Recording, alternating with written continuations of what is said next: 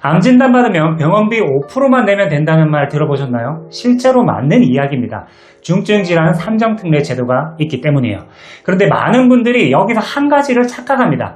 그럼 안 걸려도 치료비는 거의 안 드는 거네? 아니요, 꼭 그렇지만은 않습니다.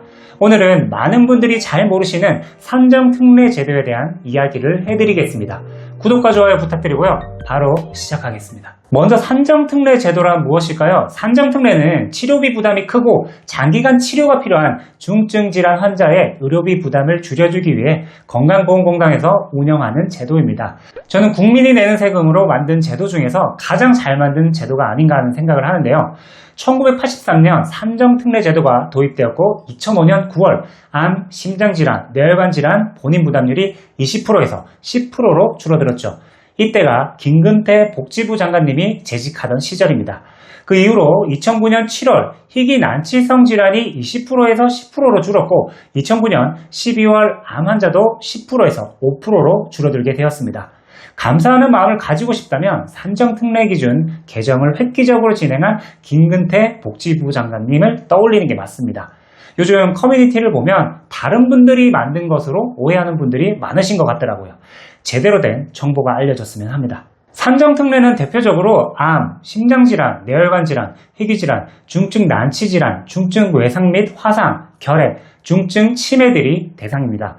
산정특례로 등록되면 건강보험이 적용되는 급여 진료에 한해서 본인 부담률이 크게 낮아집니다.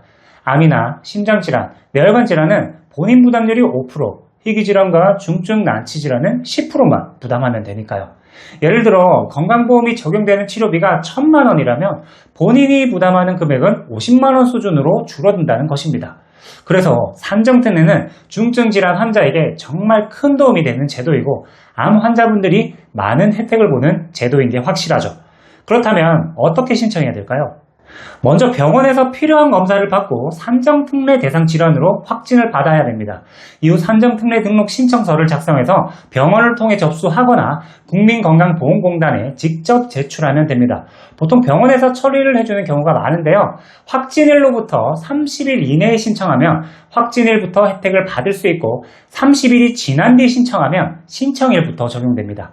그런데 반전이 하나 있습니다. 산정특례는 모든 진료비를 지원하는 제도가 아닙니다.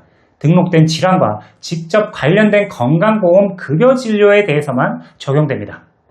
건강보험공단에서도 비급여, 선별급여, 식대 등은 산정특례 대상에서 제외된다고 안내하고 있습니다.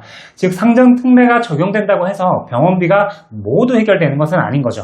실제로 암 치료를 받다 보면 일부 비급여 항암 치료나 검사, 주사, 상급 병실료처럼 비급여 항목이 발생하는 경우가 있는데요. 이런 비용은 산정특례가 적용되지 않아서 환자가 직접 부담해야 할 수도 있습니다.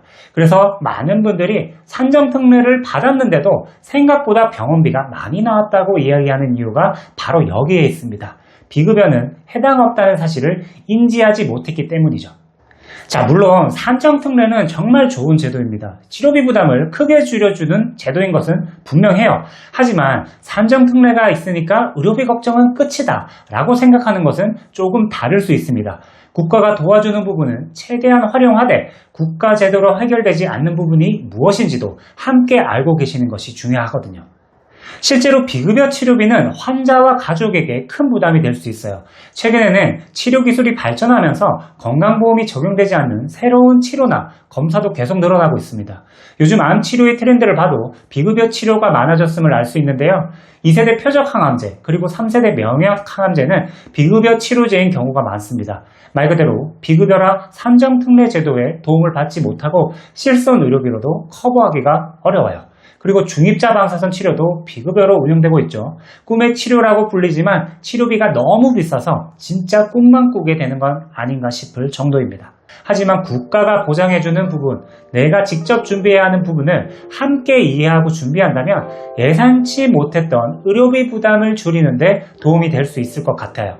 오늘 내용이 여러분에게 도움이 되셨으면 합니다. 감사합니다.